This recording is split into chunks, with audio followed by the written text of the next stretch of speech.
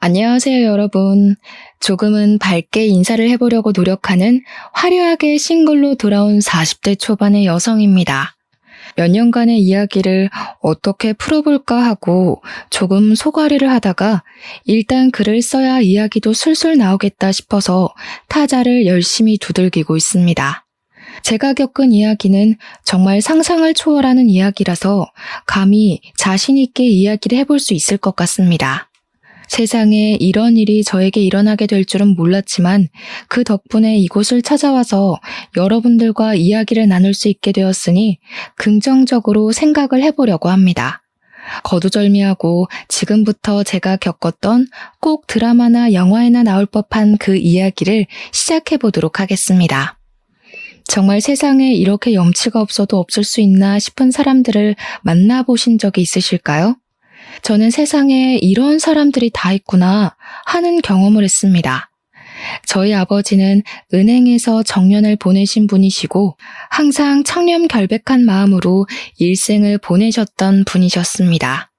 지점장까지 일을 하셨고 같이 일하는 직원분들에게 항상 윗물이 맑아야 아랫물이 맑다고 하시면서 누구보다 정의롭고 아랫사람들을 위해서 일을 하셨던 분이셨습니다. 그 덕에 저는 항상 아버지를 존경할 수 있었고 저에게도 늘 모범이 되어주시고 교훈이 되어주시는 교과서 같은 분이셨습니다. 저희 어머니께서는 평생을 전업주부로 살면서 아버지를 보필하고 자식들을 키우는 것을 제일 최우선으로 생각하시면서 보내셨던 분이셨습니다.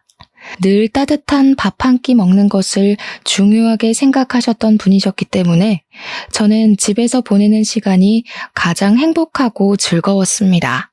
부모님께서 저에게 사랑을 주신 만큼 저 또한 밝고 빛나는 사람으로 자랄 수 있었다고 생각합니다.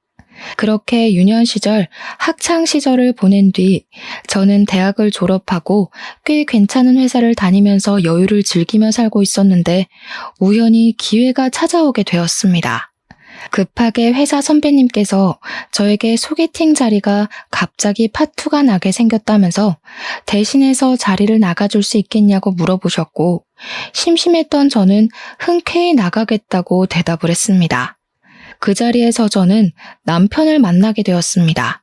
저는 남편과 처음 소개팅을 하던 날을 아직도 기억하고 있습니다.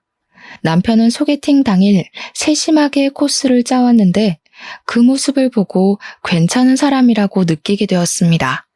제가 사실 결정하는데 어려움이 있는 남자들을 싫어하는 타입이라서 이 남자가 일일이 코스를 짜오고 두 번째, 세 번째 대안을 짜온 모습이 마음에 들었던 것이었습니다.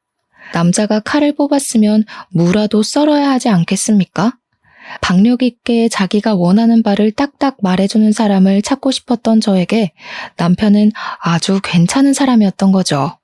저는 땜질로 나가게 된 소개팅 자리이긴 했지만 둘 다 나이가 어느 정도 있었기 때문에 결혼을 전제로 만나보기로 결정을 내리게 되었습니다. 물론 저도 남편의 인상이나 성격에 호감이었으니까 남편이 저에게 결혼을 전제로 한 연애를 들이밀었을 때 오케이를 한 것이겠죠.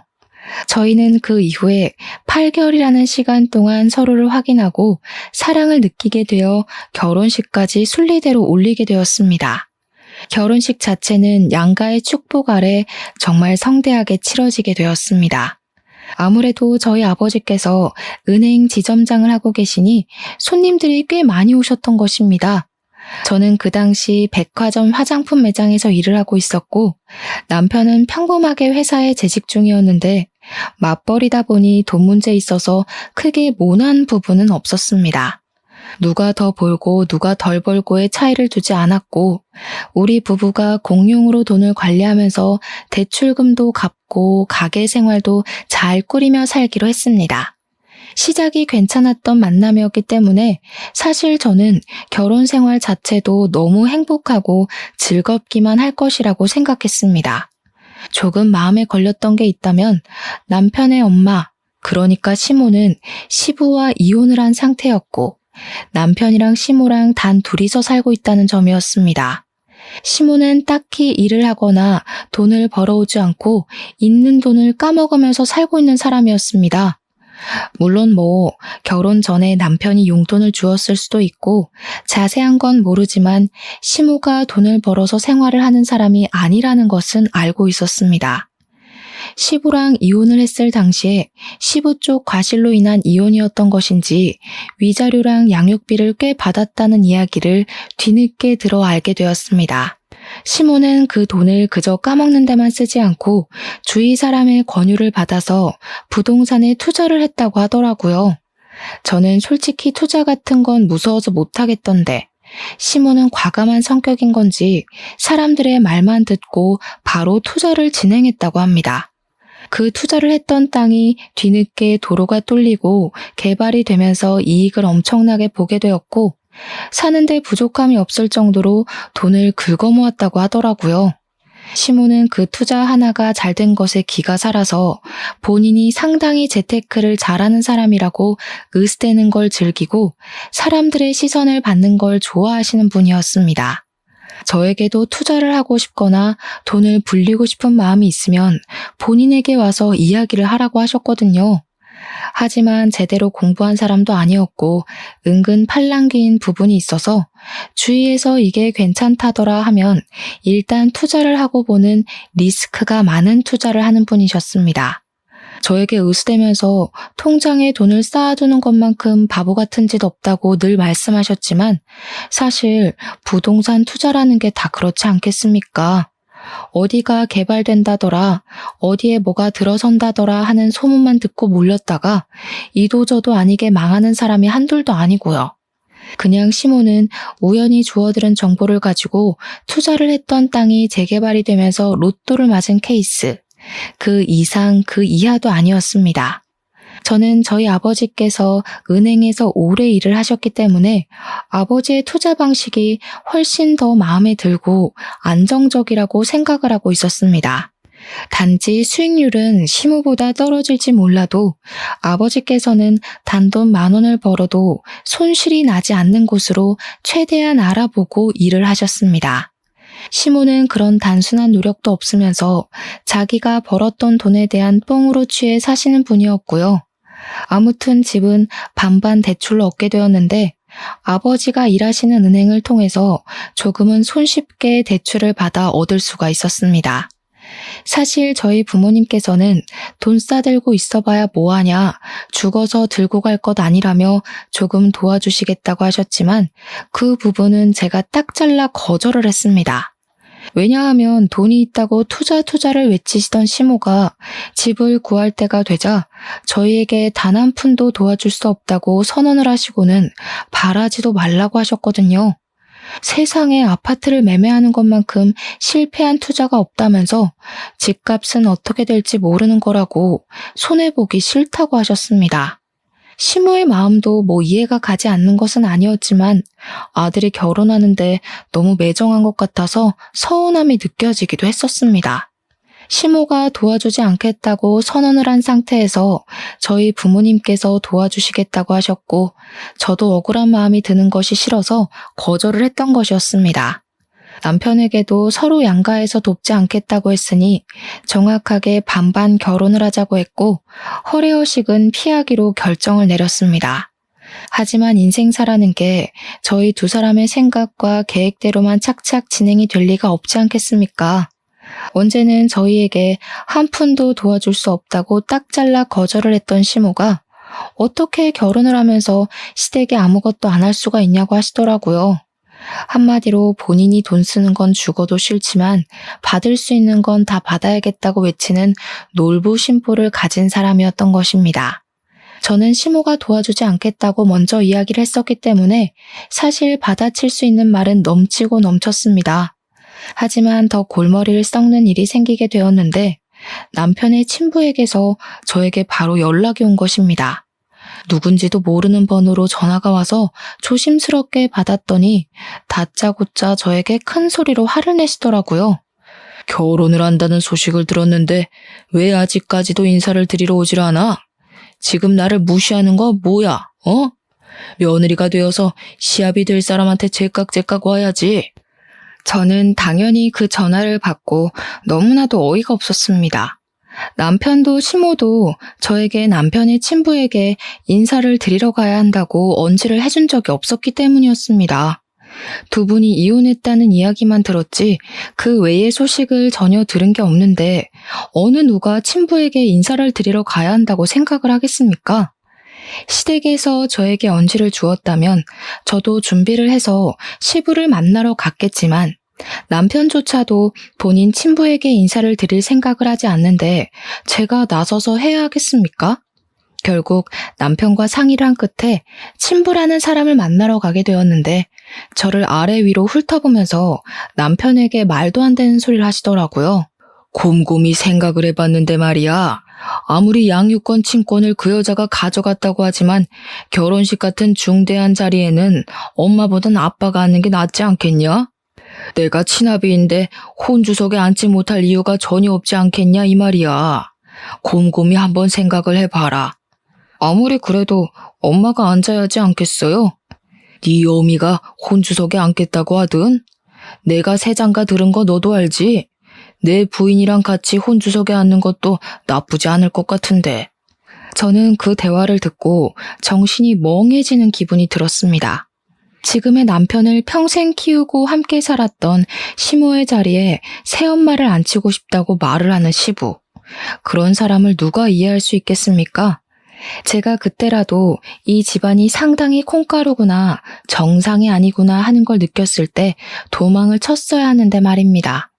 사람은 참 미련하고 바보 같은 동물이지 않겠습니까? 이미 신혼집도 다 구해준 상황에서 그냥 이 상황을 모면해야겠다는 생각밖에 들지 않았기에 저는 필사적으로 대화를 다른 주제로 돌리려고 애를 썼습니다. 그런데 이 바보 같은 남편놈이 무슨 생각으로 그런 소리를 한 건지 시모한테 가가지고 시부 이야기를 고스란히 전달을 한 게 아니겠습니까? 이야기를 전해 들은 시모는 노발대발 난리를 치면서 그 정신 나간 인간이 노망이 난 것이 틀림없다며 분노를 감추지 않았습니다. 자기가 도대체 애 키우는데 뭘 해주는 게 있다고 혼주석에, 그것도 새 마누라랑 앉겠다고 난리야 난리를. 아버지 말로는 엄마가 어차피 재혼도 안 했는데 혼주석 한 자리를 공석으로 두느니 두 부모가 있는 아버지 쪽에 앉는 게 모양새가 낫지 않겠냐고. 그 쳐죽여도 시원치 않을 인간이 노망이 났네. 노망이 났어. 얘 며느리야, 너도 그렇게 생각하니? 대답 생각하고 잘해봐봐. 저는 정말 머리가 부서지는 줄 알았습니다. 제가 거기서 무슨 의견을 어떻게 더 내겠나요? 결국에는 시모가 양육권이며 친권이며 전부 들고 있었고 남편을 평생 키워냈으니 시모가 혼주석에 앉기로 마무리가 되었습니다. 물론 어떻게 보면 당연한 이야기인데도 불구하고 이 문제로 거의 3주간 시모와 시부가 싸우고 난리를 쳤으니 제가 얼마나 힘들었겠습니까? 시부는 마지막으로 저에게 상견례 자리에 시모가 떡하니 가서 앉아 있었으니 자기네 집안이랑도 만날 수 있게 자리를 마련하라고 했습니다. 저희 부모님께 그 이야기를 전달할 때 얼마나 얼굴이 화끈거렸는지 모르겠습니다. 결국 시부가 원했던 대로 결혼 전에 시부네 가족들과 함께 간단하게 언약식 비슷한 스몰 웨딩을 준비하기로 했습니다. 친구들 사이에서도 한동안 이슈였어요. 같은 남자랑 2번 결혼한 여자가 되어버린 거니까요. 부끄럽긴 했지만 그때까지만 해도 긍정적으로 생각을 하려 애를 썼습니다. 웨딩드레스도 2번이나 입어보고 아주 신선한 경험을 한다면서 정말 괜찮은 척, 즐기는 척 하는 척쟁이 생활을 하게 되었습니다. 저희 부모님께서 걱정하시는 만큼 제가 더 괜찮다는 모습을 보여드려야 할 것 같아서 말입니다.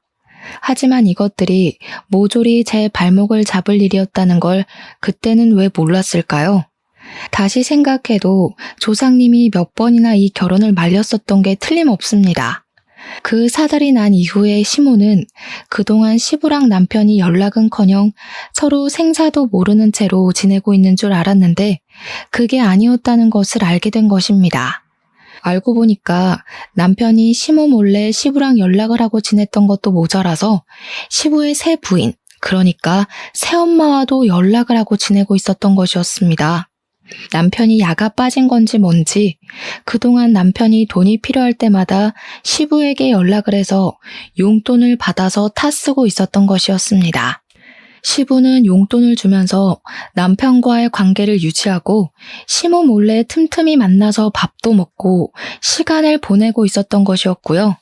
새 부인과 시부 사이에 자식이 들어서지 않았기 때문에 나중에 노후를 대비하는 마음에서 남편에게 효도를 바라고 있었던 것이었습니다. 본인들이 나중에 늙고 지쳐서 아무런 힘도 없고 할 수 있는 일이 사라질 때 본인들 수발을 들어주라면서 남편에게 돈을 주고 있었던 거죠. 참 그 부분도 어이가 없는 게 뭐냐면요. 용돈도 푼돈으로 주고 결혼할 때 한 푼 도움도 주지 않은 사람들이 그런 생각을 하고 있었다는 겁니다. 돈이라도 막 몇 억을 주었다면 당연히 효도를 해야 하는 건 맞지만 뭐 끽해봐야 가끔 밥이나 사 먹으라고 용돈을 주는 정도였던 걸로 알고 있습니다. 저한테는 시부의 행동이나 시모의 행동이 전부 염치가 없이 구는 것처럼 느껴졌다 이 말인 거죠. 게다가 저에게 용돈을 줬던 것도 아닌데 왜 우리 부부가 효도를 하길 바라는 건지 이해를 할 수 없었습니다. 나중에 이 사정에 대해 저희 집에서 전부 다 알게 되었고 정신 나간 거 아니냐는 부모님의 격한 반응이 나오기도 했었습니다. 제가 걱정을 하고 고민을 할 때마다 남편은 저를 안심시키면서 걱정하지 말라고 본인이 알아서 다 해줄 테니까 안심하라고 했었습니다. 하지만 여러분, 그 말이 그대로 잘 지켜졌다면 제가 왜 굳이 이 공간을 찾아와 이렇게 사연을 적어가고 있겠습니까?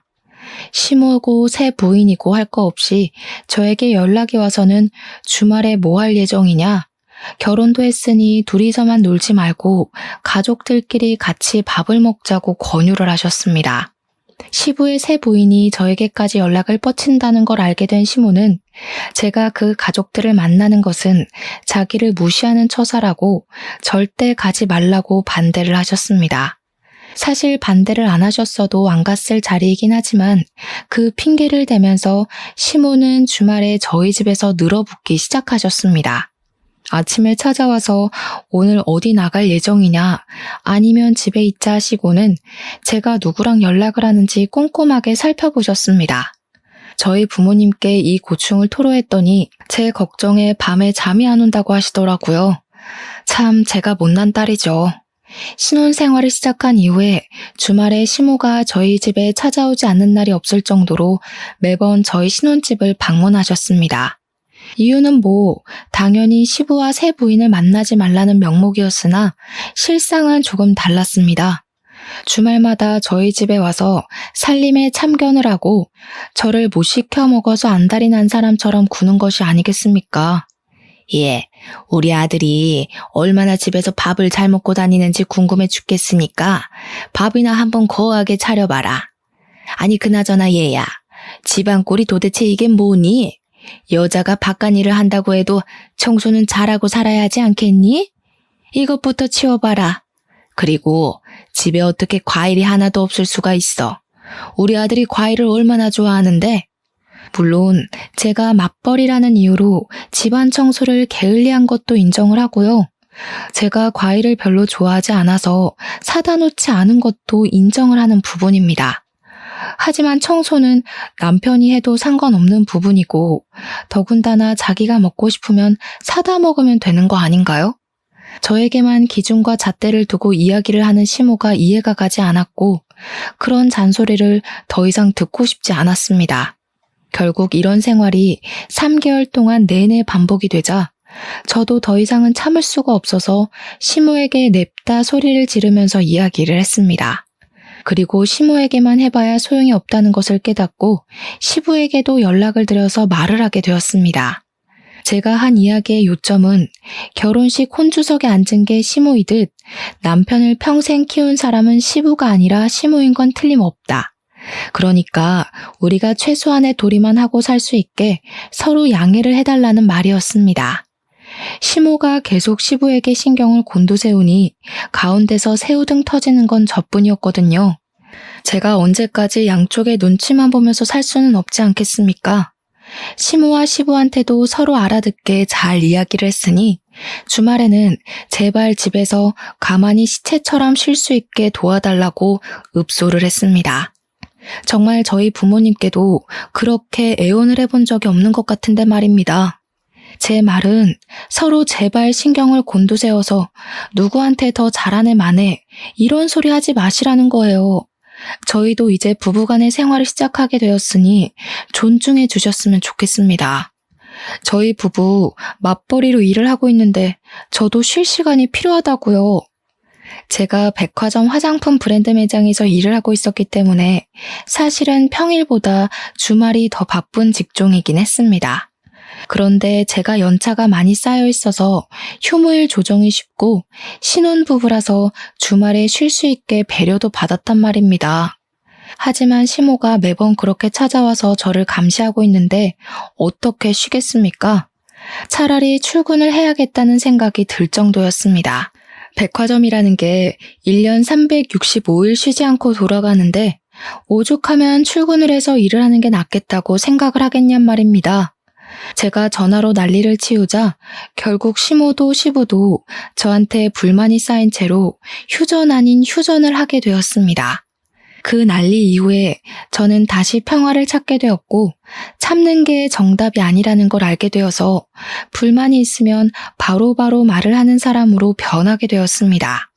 시모가 그 이후에도 가끔은 저희 집에 찾아와서 트집을 잡곤 했는데 그러면 저도 바로 시댁으로 달려가서 시모의 집에 트집을 잡았습니다. 시모가 저희 집에 와서 괜히 커튼을 만지작거리면서 이게 무슨 색이냐, 인테리어를 망친다, 색 누가 골랐냐 하며 제가 고른 거 뻔히 알면서 이야기를 하시대요. 저는 그런 치졸한 모습으로 구는 시모가 어이가 없어서 다음날 바로 퇴근하자마자 시댁으로 찾아갔습니다. 어머님, 다시 보니까 소파 색깔이 영 칙칙한 게 별로네요.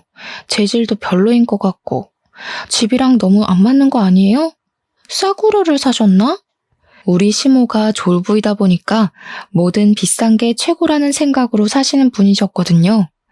당연히 소파도 최고급 소파일 게 분명했지만 일부러 시모 들으라고 싸구려를 강조하면서 이야기를 했습니다. 시모가 가전으로 트집을 잡으면 저도 가서 일부러 독일제 주방기구를 보고 이거 중소기업 거냐고 깎아내리기도 했고요. 저희 시모가 몸집이 조금 뚱뚱하게 있는 편인데 저는 사실 시모보다 키도 10cm나 크고 몸도 호리호리하게 마른 편이거든요. 시모는 그게 또 은근히 비교가 되고 불만이었는지 자꾸 본인이 안 입는 옷을 저에게 막 주는 겁니다. 저랑 허리 사이즈부터가 다른데 일부러 자기한테는 커서 못 입는 옷이라고 하면서 저에게 사이즈 딱인 것 같다고 가서 입으라고 쥐어주셨습니다. 하도 제 몸을 가지고 후려치시길래 처음에는 그냥 웃기고 말았는데 계속 저러니까 저도 슬슬 짜증이 나더라고요. 어머님, 이거 딱 보기에도 사이즈가 안 맞아 보이지 않으세요? 어머님 보는 눈이 진짜 없으시다. 저 허리 27 사이즈 입어요. 어머님은 넉넉한 거 찾으셔서 고무줄 바지만 입으시잖아요. 저 이거 안 맞아요. 혹시 이거 한번 입어보신 거 아니에요? 허리가 늘어난 것 같아서요. 은근히 아들야들하게 굴면서 시모를 깎아내리니까 처음에는 시모도 발끈하면서 저한테 난리를 치더니 나중에 가서는 제가 별로다 하니 권하지 않으시더라고요. 저한테 타격을 주는 것보단 본인이 타격을 입는 게 더 많다고 생각이 들었는지 옷을 권하지 않으시는데 참 무슨 심보인지 이해가 가질 않았습니다. 그렇게 결혼 생활에 날을 세운 지도 2년이라는 시간이 지나가고 어느 날 친정아버지께서 정년퇴직을 하시게 되었습니다. 정년퇴직을 한 이후에는 퇴직금을 넉넉하게 받았기 때문에 그 돈을 어떻게 굴릴까 고민을 하시다가 친구분과 사업을 시작하셨습니다. 마스크 사업을 시작하시게 되었는데 그 이후에 전염병이 크게 돌면서 마스크 대란이 일어나게 되었던 것입니다. 아버지의 사업은 갑자기 급성장을 하게 되고 공장을 24시간 돌리면서 뽑아낸 마스크들은 불티나게 팔리기 시작했습니다. 오죽하면 24시간을 돌려도 수량을 맞추지 못할 만큼 바빠졌습니다. 아버지의 마스크는 퀄리티가 좋아서 단가가 조금 있었음에도 불구하고 없어서 못 파는 수준이 되었습니다. 친정은 순식간에 떼부자가 되었고 아버지는 이 대란이 얼마나 가게 될지 모른다며 투자를 하기 시작하셨습니다. 이리저리 발로 뛰어 알아보신 결과 마스크 사업으로는 부족할 수 있다면서 원단 사업까지 손을 대셨습니다. 마스크에 들어가는 필터와 직결된 의료 원단 같은 사업이었는데 신소재 사업이었기 때문에 아버지가 보시기에는 미래가 밝다고 생각을 하신 것입니다. 나쁘지 않은 투자임이 틀림없다고 확신을 가지고 투자를 진행하시니까 저는 아버지 걱정을 전혀 하지 않았습니다. 문제가 살짝 있었다면 아버지의 사업이 잘 된 이후에 남편이 갑자기 생전하지 않던 사업 타령을 하기 시작했던 것이었습니다. 자기도 사업을 하고 싶다면서 저에게 좋은 아이템이 없냐고 매일같이 물어보는 게 아니겠습니까? 저는 솔직히 당황스러웠습니다. 자기 사업 아이템의 구상조차 못하는 사람이 갑자기 무슨 사업을 하겠다고 타령을 하는지 말입니다. 제가 남편에게 사업이라는 것이 그렇게 쉬운 일이 아니다, 잘 되기도 어렵다 하면서 생각을 접고 회사나 잘 다니라고 충고를 했습니다. 아버지의 마스크 공장은 쉴 틈 없이 잘 돌아갔고 수입해온 의료 원단들도 각종 회사에 팔려나가기 시작했습니다. 마스크뿐만 아니라 아이들 의복에도 들어가기 시작했고 아버지는 점점 은행에 다니던 시절보다 더 바쁘게 움직이셔야만 했습니다. 아버지의 사업이 잘 되면 잘 될수록 남편은 자기도 잘할 수 있을 것 같다며 이유도 모를 자신감에 휩싸이기 시작했습니다. 그러더니 우리 아버지를 찾아가서는 부자재 사업이 하고 싶다는 식으로 말을 했다고 하더라고요. 아버지께서는 그쪽 일은 잘 모른다고 하시면서 부자재는 박리담회 아니냐, 초기 투자 비용도 만만치 않다고 말씀을 하셨답니다. 아무리 그래도 직장인인 최고 아니겠어? 사업하면 바쁘기도 하고 신경 쓸 게 한두 가지가 아니라네. 남의 돈 받아서 먹고 사는 게 얼마나 힘든 일인지 사업은 신중하게 생각해야 돼. 장인어른도 그 나이에 그렇게 성공을 하셨는데 젊은 제가 안 될 이유가 있겠습니까? 남편은 그 자신감이 점점 커지기 시작했고 저에게 뜬금없이 자기가 사업을 해야겠다고 하면서 한 달 생활비가 얼마나 드는지 혼자 계산기를 두들기더라고요. 제가 회사를 그만두기만 해보라고 절대 안 된다고 일을 드러내고 으르렁거렸지만 남편은 사업에 대한 미련을 접지 못했습니다. 한술 더 떠서 시모가 글쎄 남편에게 남자가 사업하면 좋지 않겠냐고 투자를 해주겠다고 선뜻 말씀을 하셨습니다. 아니 투자를 할 돈이 있으면 우리 집 대출금이나 좀 갚아주지 말입니다.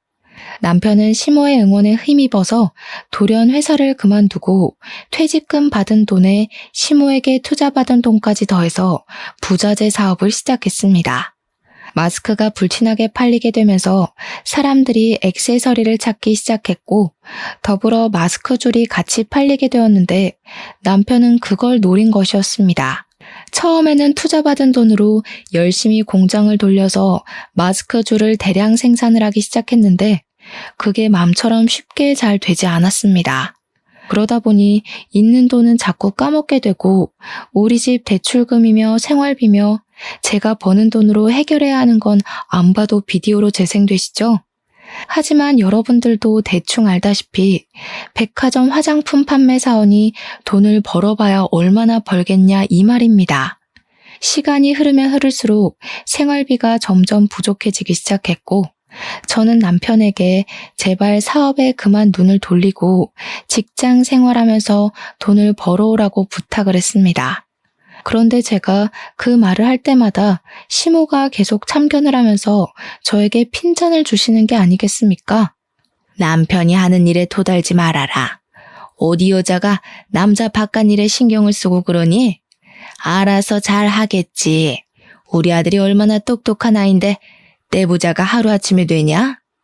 결국 저는 몰려드는 압박과 쉴 새 없이 빠져나가는 돈 때문에 생활비가 부족해지는 위기에 봉착했고 대출금을 갚기 위해 아버지께 돈을 빌려야 했습니다.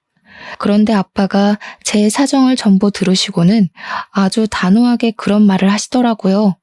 대출금은 전부 대납을 해줄 테니 집 명의를 제 명의로 바꾸라고 말입니다. 남편과 상의를 해보고 진행을 해야 할 것 같아서 집에 돌아와서 아버지가 저에게 해준 말씀을 전달을 했더니 남편의 표정이 오묘하더라고요.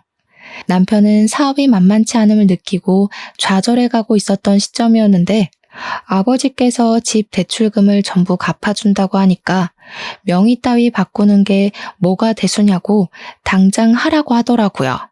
그 이야기를 들은 시모만 뾰루통에 있었습니다. 대출금 갚아주신다니까 감사하긴 한데 명의는 왜 바꾸라고 하시냐? 누가 그 집 홀라당 까먹는다냐? 또 모르죠. 나중에 집 담보대출이라도 잡히면 큰일이지 않겠어요? 그 뒤로는 시모 말도 깡그리 무시했죠 뭐. 시모고 시부고 집 갚는데 돈 한 푼 안 보탠 사람이 무슨 할 말이 많다고 그렇게 참견을 해대는지. 아무튼 남편의 사업은 1년 가까이 침체기를 맞이하다가 아주 예상도 못한 시점에 갑자기 대박이 터지게 되었습니다. 그건 바로 남편이 외국의 캐릭터의 액세서리를 무리하게 계약을 해가지고 국내에 들여오게 되었는데 정말 뜬금없는 타이밍에 그 캐릭터가 인기를 얻게 된 것입니다. 국내에서 입소문을 타고 유명해지기 시작하자 팔리지도 않던 부자재가 미친 듯이 팔리기 시작했습니다.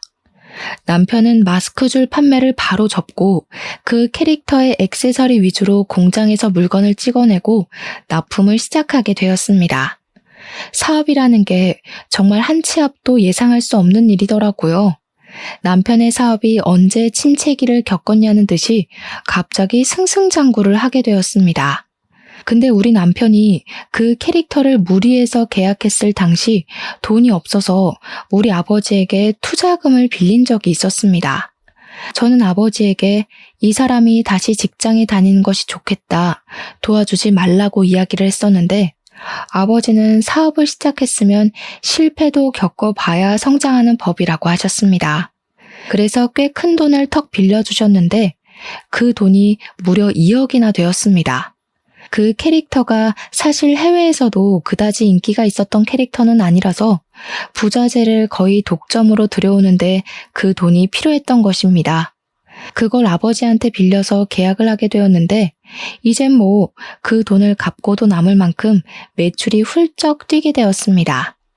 그런데 정말 반전으로 그때 저희 아버지의 사업이 갑자기 내리막길을 걷게 되었습니다.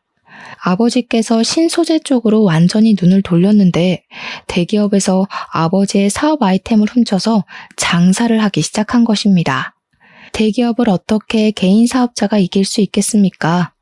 거래처는 물론이고 홍보며 소재 개발까지도 싹 대기업에 빼앗기게 되었습니다.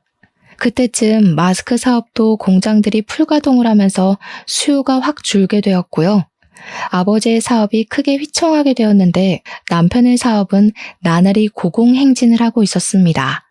남편은 독하게도 남편의 공장이 아닌 다른 공장에서 카피해서 판매를 하는 그 캐릭터들을 전부 신고해서 완전히 시장을 독점하고 있었습니다.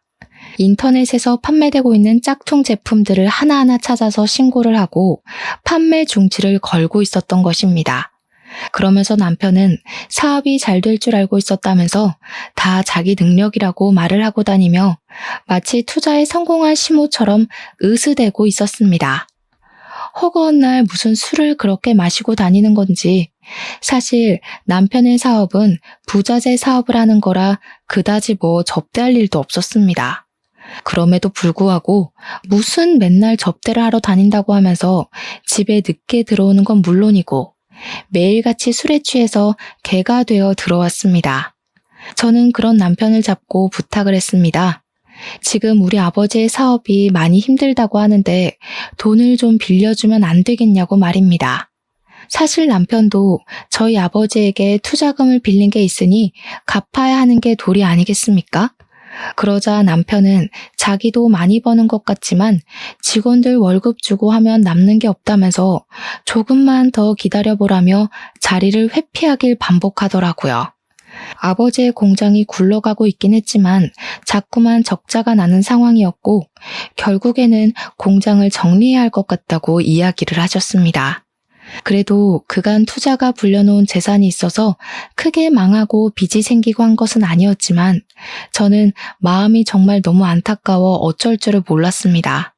남편에게 일부라도 투자금을 상환해 주기를 부탁하기도 했었습니다. 2억이 갑자기 생기면 부모님의 노후 자금으로 충분할 것 같다고 생각을 했기 때문에 남편을 붙잡고 진지하게 이야기를 한 것입니다. 남편은 알겠다고 하면서 매달 돈을 갚아 나가겠다고 약속을 했는데 참 나중에 아버지께 들어서 알게 되었습니다. 우리 남편이 투자금을 갚겠다고 하면서 매달 50만 원이라는 돈을 보냈다는 것입니다. 거기서 저는 이성을 잃었죠. 시모는 본인 아들이 매달 50만 원을 보내는 것에 감사할 줄 알아야지 가족들끼리 돈 문제로 얼굴 붉히고 따지는 게 아니라는 식으로 말을 하시더라고요. 저는 남편이 우리 아버지에게 빌린 돈을 갚아야 하는 건 당연한 거다. 어려울 때 도움을 받았으니 우리 아버지 사업이 어려울 때 도와야 하는 거라고 했습니다. 하지만 시모는 저의 그런 생각 자체가 틀려먹은 것이라고 이야기를 하는 것이 아니겠습니까? 하루는 시모가 우리 집에 참견을 하러 오셨다가 지갑을 두고 가시는 바람에 제가 시모의 집으로 오랜만에 방문을 하게 되었습니다. 사실 지갑만 두고 나오려고 했는데 현관에 있던 중문이 바뀐 걸 보고 의아해서 집으로 들어가게 되었습니다. 저 정말 너무 깜짝 놀랐잖아요. 시몬의 집 가구며 가전이며 전부 새 걸로 싹 바뀌어 있었거든요. 어머님, 이게 다 뭐예요? 집 인테리어가 싹 바뀌었네요. 그러니까 시모가 갑자기 동공이 막 흔들리면서 너무나도 당황을 하시는 게 아니겠습니까? 그냥 바꿨으면 바꿨다고 하면 되는데 말입니다. 그 순간 저에게 촉이라는 게 싹 꽂혀 들어왔는데 냉장고, TV, 공기청정기, 세탁기, 건조기, 청소기 전부 새 것으로 바뀐 게 시모가 무슨 돈이 있어서 이걸 다 샀나 싶더라고요. 물론 시모도 바꾸려면 한 번에 바꿀 재력이 없는 건 아니지만 평소에 가전 바꾸는 것에 그다지 신경을 쓰지 않던 분이셨거든요. 이거 혹시 전부 남편이 바꿔준 거예요? 아니, 우리 아들이 혼자 사는 내가 적적해 보인다고 사줬다 왜? 너무 당당하게 이야기를 하시는데 우리 아버지한테는 돈 없다고 한 달에 고작 50만 원 보내는 주제에 몇백, 아니 몇천만 원을 줘가면서 시댁 가구를 바꿔준 게 말이 됩니까? 그것도 멀쩡하게 잘 쓸 수 있는 상품들을. 죄다 새 걸로 교체를 했다는 게 사치 그 이상도 이하도 아니게 느껴졌습니다. 저는 그때 남편에게 정말 조금 남아있던 정까지 모두 다 털려버렸습니다. 저는 바로 친정으로 찾아가 이 모든 사실을 이야기를 했습니다. 아버지, 나 이혼하고 싶은데 지금 살고 있는 집 명의가 제 명의지 않겠어요? 그러니 이혼하고 이 집 팔아서 아버지 사업 급한불을 끄면 어때요? 아버지께서는 제가 이혼하고 싶어하는 이유에 대해 쭉 들어보시더니 곰곰이 생각을 하기 시작하셨습니다. 한참 뒤에 벌떡 일어나셔서 저에게 무슨 종이를 하나 내밀면서 도저히 괘씸해서 안 되겠다고 이대로 이혼만 하면 억울하지 않겠냐고 하시더라고요. 그 종이를 읽어보니까 변호사 공증까지 받은 차용증이 아니겠습니까? 자세한 내용에는 남편에게 빌려주었던 돈에 대한 차용증과 그 투자금을 갚지 못할 경우 남편의 회사에 지분을 행사할 수 있다는 공증이 적혀 있었습니다. 애초에 사업을 허투루 하지 않으시는 아버지의 성격이 고스란히 묻어나는 대목이기도 했습니다. 어떠한 경우가 올지 몰라서 미리 그 지분에 대한 영향력을 행사하겠다고 변호사 공증을 받아놓으셨고 사업을 처음 시작한 남편은 뭣도 모르고 도장을 찍은 겁니다. 아버지께서는 그동안 딸의 집안 살림살이에 보탬이 되길 바래서 그동안 권리 행사를 할 생각을 하지 않았던 것이라고 하셨습니다. 하지만 이혼을 이야기한 마당에 이런 것이 다 무슨 소용이냐고 지켜만 보고 있을 순 없다고 하셨습니다. 그러더니 남편에게 친정으로 오라고 부르셨고 이 모질이 같은 남편은 상황 파악도 전혀 하지 못하고 친정에 와서 떵떵거리더라고요. 제가 월 50만 원 드리는 걸로 부족해요? 사업 실패할 걸 생각하시고 움직이셨어야죠. 어떻게 마냥 사업이 잘 되기만 하겠어요? 미리미리 대비를 하셨어야지. 제가 그 말에 너무 화가 나서 부들부들 떨고 있는데 저희 아버지께서는 태연자약하게 이야기를 하시더라고요. 우리 딸이 자네랑 이혼을 하겠다고 하는데 내가 자네의 만행을 언제까지 지켜봐 줄 수 없지 않겠나? 이거 기억나지? 그러면서 미리 준비해 두셨던 차용증 서류를 꺼내서 남편의 얼굴 앞에 떡하니 들이미셨습니다. 남편이 그걸 읽더니 무척이나 당황해하면서 머리를 긁더라고요. 저도 기억이 나긴 하는데요. 이것도 당장 갚을 돈이 있어야지 갚지 않겠습니까? 아시다시피 저도 매달 50만 원 드리는 게 버거워서요. 갑자기 태도를 바꾸는데 헛웃음이 나더라고요.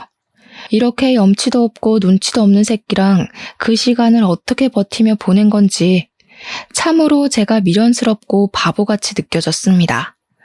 아버지께서는 오히려 여유롭게 남편에게 이야기를 하셨습니다. 그럼 내가 사업에 대한 권리를 찾아오는 수밖에 없겠구먼. 투자금 2억에 대한 기본 35%만큼의 권리를 행사하도록 하겠네. 수익도 당연히 그만큼 나에게 나눠야 할 것이고 자네가 하고 있는 캐릭터 사업에 대한 저작권 또한 나눠 가지는 게 좋겠군. 아니, 35%나 행사를 하시겠다고요? 자네 처음 사업할 때 얼마 들고 했나? 내가 투자해준 2억이 거의 반 이상이라고 알고 있는데 말이야. 내가 35%로 정한 것도 우리 딸을 위해서 했던 거지. 말 맞다나 내가 그 회사의 반 이상의 지분을 가져도 자넨 할 말 없어. 남편은 아버지께 시간을 조금 더 달라고 이야기를 한 뒤 저를 보면서 집에 가자고 일어나라고 하더라고요. 이 눈치 없는 새끼는 귓구멍이 막힌 건지 불과 몇 분 전에 제가 이혼하겠다고 말을 했던 건 듣지도 않았나 봅니다. 내가 당신을 왜 따라가? 나 이혼할 거라니까. 그리고 그 집도 내 집인 거 알지? 가도 당신은 시댁으로 가. 내 집에 발 디딜 생각하지 말고. 남편은 씩씩거리면서 친정을 나섰고 그 이후에 며칠 동안 변호사를 만나서 아버지께 돈을 주지 않을 방법을 찾으러 다니는 것 같았습니다. 그런데 남편이 이미 인감도장까지 꽝꽝 찍은 마당에 무슨 별다른 방법이 존재할 리 없지 않겠습니까? 아버지께서는 더 기다려주지 않고 바로 추심에 들어가기 시작했고 법적 공방이 지지부진하게 이루어지다가 결국에는 남편이 아버지께로 돈을 배분하라는 판결이 나왔습니다. 한번 그런 판결이 나오니 저작권에 대한 권리까지 아버지께 일부 양도가 되었습니다. 그 사이에 저는 남편을 그냥 두고 보지 않고 바로 이혼 소송에 돌입을 했고요. 그 소식을 전부 전해들은 시모는 저를 찾아와 제 멱살을 잡아 올렸습니다. 배은망덕하게 여태 같이 살아준 남편을 배신하고 돈독이 올라서는. 그 말에 너무 열이 받은 저는 시모의 멱살을 같이 잡아 올렸습니다. 제가 그렇게 힘이 셀 거라고 예상을 못한 건지 시모는 놀라서 어쩔 줄 몰라 하더라고요. 지금 누가 누구 보고 배은망덕을 입에 올리는 겁니까? 투자금 받을 때는 세상 효자인 척하면서 평생 효도하겠다고 하더니 월에 50만 원을 줘요? 꼴랑? 시몬의 집에 있는 가정가구들은 몇 천만 원 주고 싹 바꿔주면서 돈 없다고 난리를 피우는 게 효도입니까? 그러면서 멱살을 잡고 흔드는데 제가 시모보다 좋기 10cm는 더 크니 시모가 바람에 부는 갈대처럼 흔들리더라고요. 결국 그날 시모는 본전도 못 찾고 돌아가고 남편은 저희 아버지께 수익 배분을 시작했으며 아버지는 그 캐릭터에 대한 사용권을 인정받았습니다. 남편 보란 듯이 마스크며 뭐며 그 캐릭터들을 죄다 찍어내기 시작했습니다. 거기다가 일부러 다른 업체들이 사용할 수 있도록 저작권의 다중계약을 찍어내기 시작했습니다. 당연히 아버지께서도 지분을 인정받았기에 법적으로 아무런 문제가 되지 않더라고요. 당연히 이쪽 저쪽 업체마다 아버지께 연락이 와서 캐릭터의 사용권에 대한 계약을 하기 시작했고 시장에 별로 풀리지 않았던 상품들이 마구잡이로 쏟아지기 시작했습니다. 공급되는 양이 늘어나니까 당연히 남편의 사업권 또한 똥값이 되었습니다. 아버지께서는 그 틈에 사업을 전부 정리하셨고 저 또한 값이 오른 신혼집을 팔아서 정리하고 친정으로 들어왔습니다. 전부 다 정리를 마치고 나니까 직원들 퇴직금을 전부 정산해주고도 넉넉하게 먹고 살 만큼의 돈이 남더라고요. 남편은 그 이후에 점점 입지가 좁아지기 시작했고 캐릭터 사업으로 인해 갑질을 했던 부분으로 인해 사업에 차질이 생겼습니다. 남편의 사업이 빚더미에 앉자 시모가 땅 투기를 해서 벌어두었던 돈까지 모두 날렸다고 하더라고요. 시부는 당연히 손댔고요. 사람이 은혜를 받았으면 당연히 베풀 줄도 알아야 하는 것 아니겠습니까? 염치도 없는 인간들이 제대로 벌받은 거죠. 개구리 올챙이적 시절 기억 못한다고 남편과 시모가 결국 이사달이 나서 쫄딱 망할 줄 알았습니다. 제 속이 시원해지고 나니까 이렇게 속풀이 사연도 올려볼 수 있게 되었네요. 모쪼록 평안한 하루 보내시고 받은 게 있으면